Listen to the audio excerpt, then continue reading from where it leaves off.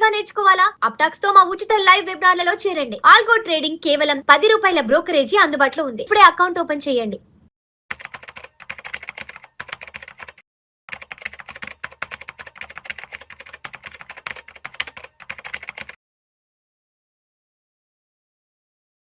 నమస్తే అండి, welcome to Suman TV. నేను విజయకర్దర్. మనం చూడండి, ఆల్రెడీ మార్కెట్లో ఒక 4 ఇన్వెస్ట్మెంట్ ఆప్షన్స్ అయితే అవైలబిలిటీలో ఉన్నాయి. మన security exchange board of India రూపొందించినవే ఈ 4 ఇన్వెస్ట్మెంట్ ఆప్షన్స్. అందరూ తెలుసు, మ్యూచువల్ ఫండ్స్, అలాగే ఎస్ఐఎఫ్, అలాగే పిఎంఎస్, అలాగే ఏఎఫ్ ఆల్టర్నేట్ ఇన్వెస్ట్మెంట్ ఫండ్. ఇప్పుడు చూడండి, చాలామంది మా దగ్గరకు వచ్చే ఇన్వెస్టర్స్ అందరూ కూడా మేము ఏమి తీసుకోవాలి అనుకుంటారు. ఒకవేళ మనం దీనికి ఎలిజిబిలిటీయా కాదా అనుకుంటారు.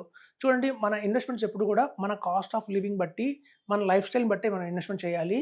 మన లైఫ్ స్టైల్ కనుక అమాంతం 3 lakhs అండ్ అబోవ్ ఉంది పర్ మంత్ అంటే మాత్రం వాళ్ళకి ఏఎఫ్ సూటబుల్ అవుతుందండి. సో అది ఎలాగో చూద్దాము. ఇక్కడ నెట్వర్త్ అంటారు, అలాగే మంత్లీ ఇన్కమ్ అంటారు. మన నెట్వర్త్ ఏదైతే ఉంటుందో నెట్వర్త్ని చూసి కూడా మనం దేనికి ఎలిజిబిలిటీ అని చూడొచ్చు. నెట్వర్త్ అనగానే 2 రకాలుగా ఉంటాయండి. ఇక్కడ గోల్డ్, సిల్వరు, ల్యాండ్, అలాగే చూస్తే మనకి ఏదైనా అగ్రికల్చర్ ల్యాండ్, ఇట్లాంటివన్నీ కలిపితే వచ్చే ఒక నెట్వర్త్ ఉంటుంది. అలా కాకుండా కేవలం మనకి మ్యూచువల్ ఫండ్స్లోనే, అంటే ఫైనాన్షియల్ అసెట్స్ అంటారు. ఫిక్స్డ్ డిపాజిట్ రూపంలో కానివ్వండి, చిట్ ఫండ్స్ రూపంలో కానివ్వండి, లేకపోతే మనకు వచ్చిన ఇట్లాంటి మ్యూచువల్ ఫండ్స్ కానివ్వండి, లేకపోతే ఆల్రెడీ కొంతమందికి స్టాక్స్ వాళ్ళ పేరు మీద ఉంటాయి. అలా దాన్ని ఫైనాన్షియల్ అసెట్స్ అంటారు వాటిని. సో అలా ఫైనాన్షియల్ నెట్వర్త్ కనుక 10 lakhs ఉంది అంటే మాత్రం మనం మంత్లీ ఇన్కమ్ వచ్చి 30K నుంచి 75K. సో ఇక్కడ మీరు 2 ఆప్షన్స్ ఇచ్చారండి. అయితే మంత్లీ ఇన్కమ్ ద్వారా చూడండి, అలాగే నెట్వర్క్ చూడండి. వీళ్ళందరూ కూడా మ్యూచువల్ ఫండ్స్లోనే ఇన్వెస్ట్మెంట్ చేయండి. తర్వాత ఎవరికైతే 30 lakhs దాకా ఫైనాన్షియల్ అసెట్స్ ఉన్నాయి అంటే, నేను ఆల్రెడీ ఎప్పటి నుంచో మ్యూచువల్ ఫండ్స్లో పెడుతూ వస్తున్నాను, అలాగే కొన్ని స్టాక్స్ కొనుక్కుంటూ వస్తున్నాను, కొన్ని ఫిక్స్డ్ డిపాజిట్లు ఉన్నాయి నా దగ్గర, అలాంటి పోస్ట్ ఆఫీస్ స్కీమ్స్ ఉన్నాయి. అట్లా ఫైనాన్షియల్ వర్త్ కనుక వాళ్ళకి 30 lakhs కనుక ఉంటే, వాళ్ళకి కనుక 75,000 నుంచి 1.5 lakh పర్ మంత్ ఉంది అంటే ఇన్కము, వాళ్ళకంటూ సర్టెన్ ఒక లెవెల్ ఆఫ్ లైఫ్ స్టైల్ అయితే ఉంటుందండి. వాళ్ళందరూ కంపల్సరీగా ఎస్ఐఎఫ్స్లోనే ఇన్వెస్ట్మెంట్ చేయండి. ఇక మీరు మ్యూచువల్ ఫండ్స్ అయిపోయింది, మీరు మ్యూచువల్ ఫండ్స్ నుంచి నెక్స్ట్ స్టెప్కి వెళ్ళారు, ప్రమోషన్ వచ్చింది అనుకోండి, మీరు నెక్స్ట్ ఎస్ఐఎఫ్కి వెళ్ళిపోండి.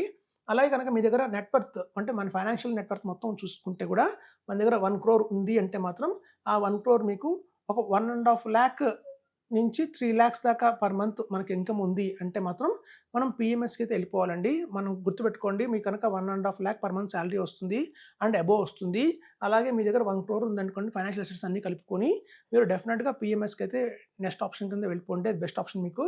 అలాగే 3 CR కనుక ఉంటే, అబౌవ్ 3 lakhs కనుక మీ ప్యాకేజ్ ఉంటే కనుక మన దగ్గర ఏఎఫ్ ఉందండి, ఆల్టర్నేట్ ఇన్వెస్ట్మెంట్ ఫండ్ అని చెప్పి, అందులో ఇన్వెస్ట్మెంట్ చేయొచ్చు మీరు. సో ఇట్లా మనం చూడండి, మా దగ్గర పిఎంఎస్లో 2 పిఎంఎస్లో ఉన్న కస్టమర్స్ ఉంటారు, వాళ్ళకి ఆల్రెడీ 1.5 crore పిఎంఎస్లోనే ఉంటుంది. సో అట్లా ఆల్రెడీ 1.5 crore పిఎంఎస్ ఉంది కాబట్టి మేము వాళ్ళందరికీ కూడా ఏఎఫ్ రికమెండ్ చేయడం జరుగుతుంది అనమాట. సో అట్లా అండి, మనం స్టెప్ బై స్టెప్ రావాలి మన లైఫ్లో ఎప్పుడైనా సరే. చాలామంది చేసే మిస్టేక్ ఏంటంటే, పిఎంఎస్ అనగానే ట్యాక్స్లు ఎక్కువ పడతాయి కదా, పిఎంఎస్ అనగానే మనం ఏమనుకుంటామంటే పిఎంఎస్లో చర్నింగ్ ఎక్కువ ఉంటుంది, తద్వారా ట్యాక్సెస్ ఎక్కువ పడతాయి, ఎక్స్పెన్స్ రేషియో ఎక్కువ అనుకుంటారు.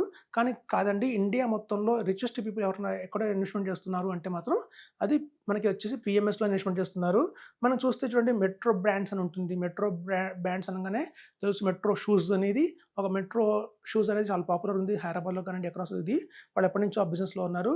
ఆ ఎండి కూడా పిఎంఎస్లోనే ఇన్వెస్ట్మెంట్ చేస్తారు. ఇక్కడ మీకు కొన్ని కంపెనీస్ చెప్తానండి, కొన్ని కంపెనీ లిస్టులు ఉన్నాయి. ఆ కంపెనీ ఎండీలు అందరూ కూడా చేసేది పిఎంఎస్లే. అలాగే చూస్తే మీకు అపార్ ఇండస్ట్రీస్ ఉంటుందండి. సో మీకు అపార్ ఇండస్ట్రీస్ కూడా చాలా పెద్ద కంపెనీ, అది కూడా మీరు గూగుల్లో కొట్టండి. ఆ ఎండి కూడా మనకి వచ్చేసి మనకి పిఎంఎస్లో పెడుతున్నారు. సో అట్లాగే చూస్తే ఆశీర్వాద్ పైప్స్ అనేది కూడా చాలా పెద్ద కంపెనీ అది కూడా. సో దాని కంపెనీ ఎండి కూడా మనకు వచ్చేసి పిఎంఎస్లో పెడుతున్నారు. అలాగే చూస్తే ఇక్కడ మీకు ఇంకా పెడిలైట్ ఇండస్ట్రీస్, చాలామంది కొన్ని షేర్ ఏదైనా ఉంది అంటే పెడిలైట్, ఫెవికాల్, ఆ ఫెవికాల్ పేరుతో చాలా మనకు తెలుసు, మార్కెట్లో చాలా పెద్ద పాపులర్. ఆ పెడిలైట్ ఇండస్ట్రీ ఓనర్ కూడా పెట్టేది పిఎంఎస్లోనేనండి. సో మీకు ఇక్కడ చూస్తే అజంతా ఫార్మా తెలుసు, దగ్గర పెద్ద ఫార్మా కంపెనీ, 30 దేశాల్లో వాళ్ళ ఫార్మా బిజినెస్ చేస్తారు. ఆ ఎండి కూడా రికమెండ్ చేసేది పిఎంఎస్. నేను సొంతగా పిఎంఎస్లో పెడతాను, మీరు పిఎంఎస్లో చేయండి అని చెప్తుంటారు. సో అట్లా చూస్తే మీకు